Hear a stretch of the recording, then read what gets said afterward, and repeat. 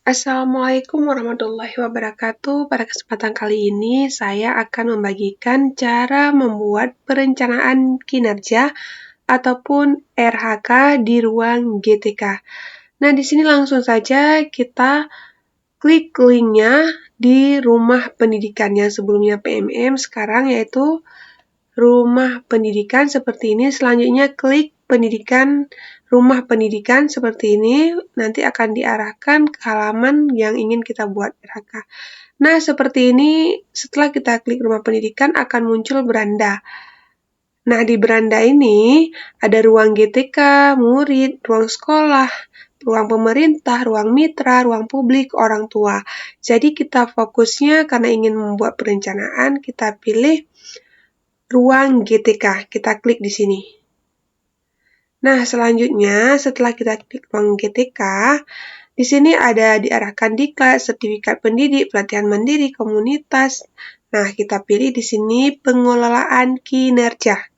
Nah, ini perencanaan, pelaksanaan, dan penilaian kinerja Anda. Oke, kita klik.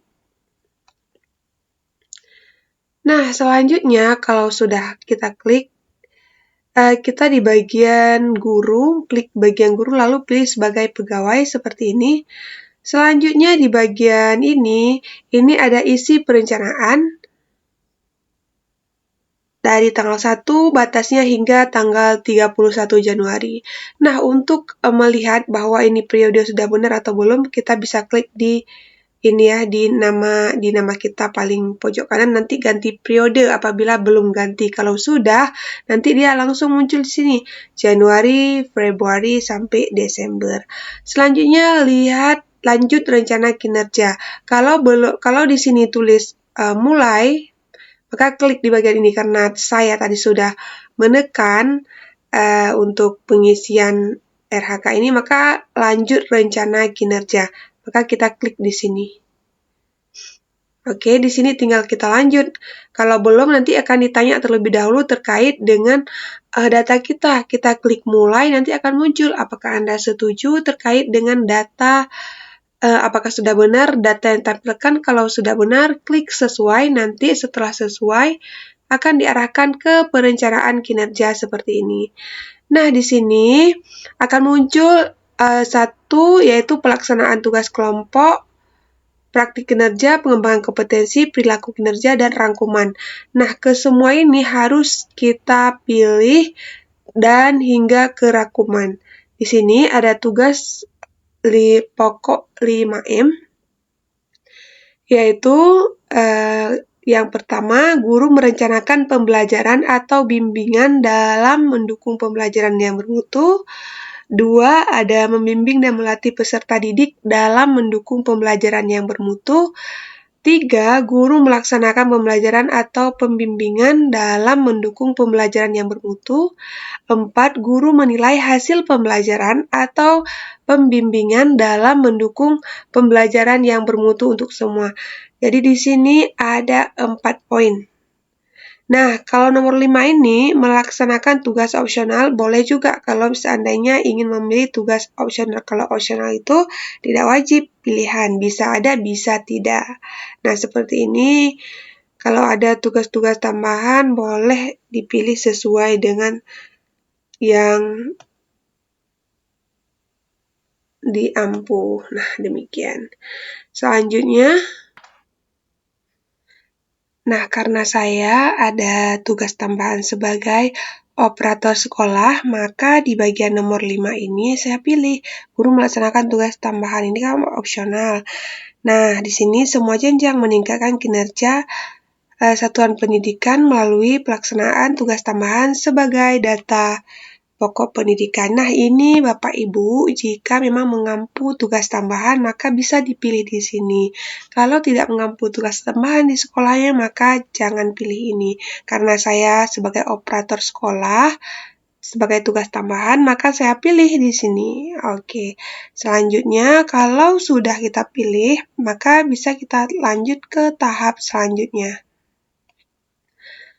Selanjutnya, jika Bapak Ibu ingin menambah tugas tambahan, kalau misalkan ada mengampu 1 atau 2 tugas tambahan di sekolahnya, maka bisa klik tambah. Jika tidak, bisa dilanjutkan. Nah, di sini kalau misalkan yang sudah dipilih ini, kalau ingin menyimpan dulu juga boleh, kalau misalkan nanti ingin melanjutkan kembali. Maka untuk simpan terlebih dahulu, kadang mau nanti lanjutkan lagi bisa klik drive, tetapi kalau langsung ingin melanjutkan pengisiannya, bisa klik ke praktik kinerja seperti ini. Nah, setelah kita klik ke praktik kinerja, maka akan muncul ke langkah kedua, yaitu praktik kinerja. Di sini diminta kepada kita untuk pilih indikator untuk menjadi fokus peningkatan kinerja Anda. Nah, di sini diminta kepada kita untuk fokus. Kira-kira apa yang kita pilih? Di sini ini bisa dikonsultasikan dengan rekan-rekan atau atasan di sekolah masing-masing. Nah, di bagian ini saya akan memilih yaitu kalau perhatian dan kepedulian itu sudah pada tahap pada semester sebelumnya, sekarang saya akan memilih yaitu aktivitas interaktif. Nah, di sini langsung saja kita klik selanjutnya ke pengembangan kompetensi. Ini boleh dipilih salah satu dari indikator yang telah disediakan. Berdasarkan hasil diskusi dari rekan-rekan sekolah saya dan atasan, maka kami memilih di sini aktivitas interaktif. Apa itu aktivitas interaktif? Yaitu upaya pembelajaran yang memfasilitasi kolaborasi dan komunikasi antar peserta didik untuk peningkatan efektivitas pembelajaran. Selanjutnya langsung ke pengembangan, klik ke pengembangan kompetensi. Nah, di sini pilih satu indikator untuk menjadi fokus peningkatan kinerja Anda.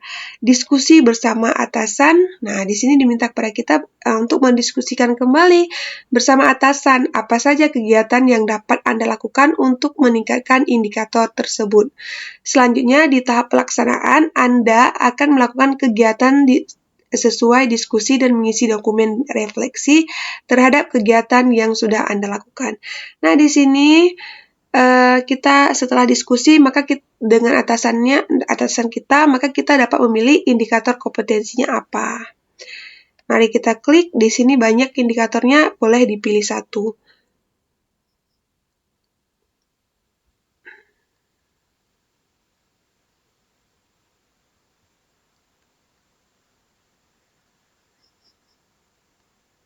Nah, silakan dibaca sesuai dengan indikator kesepakatan dari sekolah Bapak Ibu masing-masing. Nah, di sini saya memilih guru melakukan kegiatan pengembangan kompetensi berdasarkan indikator lingkungan pembelajaran yang aman dan nyaman bagi peserta didik. Oke, selanjutnya kalau sudah kita pilih, maka klik ke perilaku kerja. Nah, di sini ada berorientasi pelayanan. Indikator perwujudan perilaku kerja boleh dipilih di sini sesuai dengan yang sudah disediakan. Berorientasi pelayanan, apa perilaku yang paling ingin Anda fokuskan di tahun ini? Nah, kita klik di sini, apa kira-kira? Apakah memahami kebutuhan peserta didik dan berusaha memenuhinya? Apa bersifat ramah kepada peserta didik dan orang tua tanpa membeda-bedakan, atau melakukan perbaikan terus-menerus terhadap kompetensi dan perilaku kinerjanya. Di sini saya akan memilih memahami kebutuhan peserta didik dan berusaha memenuhinya. Selanjutnya, bagaimana Anda akan menerapkan perilaku tersebut dalam kehidupan sehari-hari? Kita pilih lagi di sini apa kira-kira bagaimana cara mewujudkannya.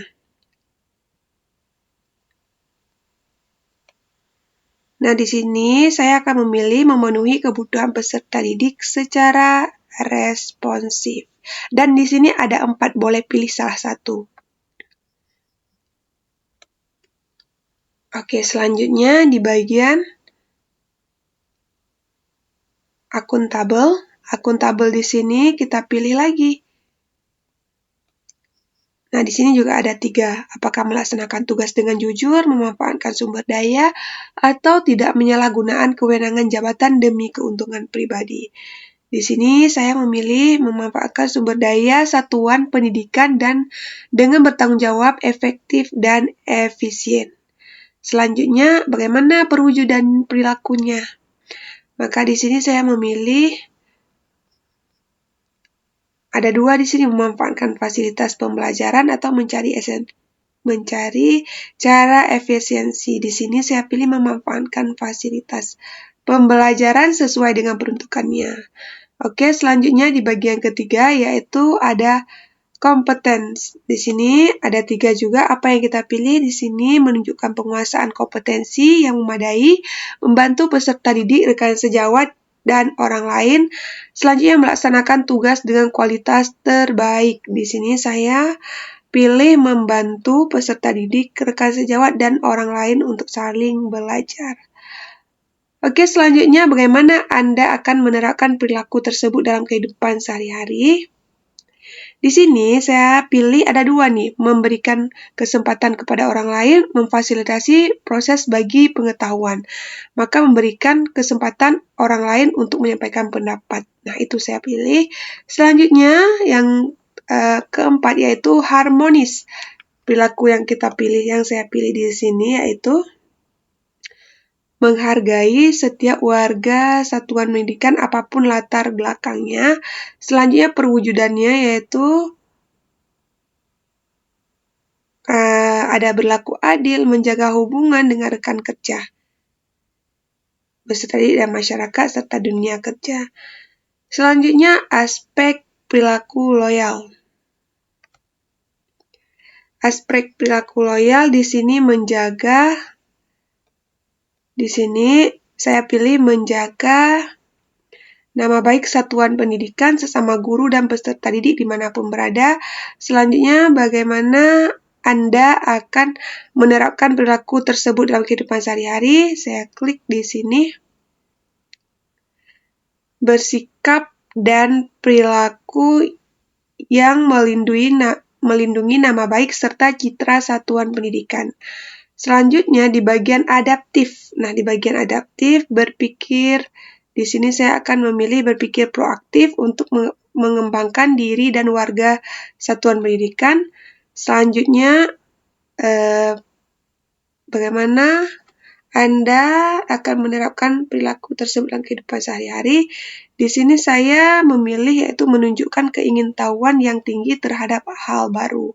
Selanjutnya di kolaboratif yaitu di nomor 7, bekerja sama secara terbuka dalam menghasilkan dampak pembelajaran yang merata bagi peserta didik, rekan sejawat, dan masyarakat atau dunia kerja. Selanjutnya perwujudan. Saya pilih bersinergi dengan peserta didik, rekan sejawat, dan masyarakat atau dunia kerja dalam menyelesaikan tugas. Oke, selanjutnya kalau sudah semuanya kita pilih ke 7 aspek ini, maka klik ke rangkuman. Nah, rangkuman ini sebelum kita ajukan ke atasan kita pastikan terlebih dahulu bahwa di sini perencanaan kinerja kita ini harus Januari sampai dengan Desember 2025. Ini perencanaan kinerja kita ini selama 1 tahun. Nah, ini selama 1 tahun. Di sini kita cek ulang pelaksanaan kita apakah sudah sesuai seperti yang sudah kita pilih tadi ya. Kalau sudah sesuai, maka bisa lanjut ajukan ke atasan masing-masing. Di sini saya akan mengecek kembali perencanaan nomor 1. Nah, pelaksanaan tugas 5M ini. Oke, kalau sudah sesuai kita lanjut ke praktik kinerja.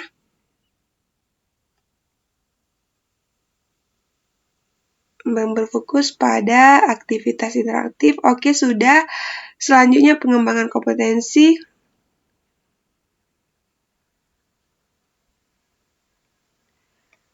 Oke, kalau sudah, pilih ke perilaku kerja. Nah, kita lihat kembali biar sudah sesuai atau belum. Kita baca kembali, kita pahami kembali. Nah, kalau memang sudah sesuai, maka langsung klik ajukan. Ini setelah dibaca semuanya sudah sesuai, maka klik lanjut ajukan seperti ini. Kalau misalkan ingin mengubah, ada hal yang perlu diubah, maka klik ubah. Kalau ibu bapak sudah merasa sudah benar, sudah sesuai, klik lanjut ajukan seperti ini. Nah, selanjutnya, ajukan perencanaan kinerja ke atasan. Atasan akan lanjut memeriksa. Mohon diskusi dengan atasan terlebih dahulu atau simpan draft jika diperlukan.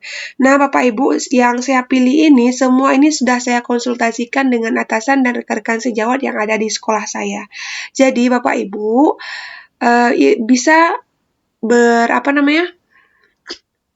bisa berkomunikasi ataupun konsultasi dengan atasan di sekolah masing-masing untuk mengajukan RHK di tahun ini. Nah, selanjutnya karena saya tidak menyimpan ke drive, kalau simpan ke drive ini belum kita ajukan, berarti masih di situ di drive kita. Bisa diubah, tetapi kalau sudah diajukan tidak bisa diubah lagi. Di sini langsung klik ajukan. Nah, setelah perencanaan kinerja berhasil diajukan, tahap selanjutnya diskusi dengan atasan, persetujuan penyelesaian dari atasan, lanjut ke kesepakatan, lalu laksanakan. Nah, kalau sudah, langsung klik beranda. Oke, di sini langsung muncul pemberitahuan bahwa menunggu persetujuan dari atasan kita. Nah, kita tunggu nih, kalau nanti baru kita bisa lanjutkan setelah atasan kita melakukan persetujuan. Nah, demikian yang dapat saya bahas terkait dengan membuat RHK di tahun 2025 periode Januari ke Desember di rumah pendidikan. Mudah-mudahan bermanfaat. Saya akhiri, wassalamualaikum warahmatullahi wabarakatuh.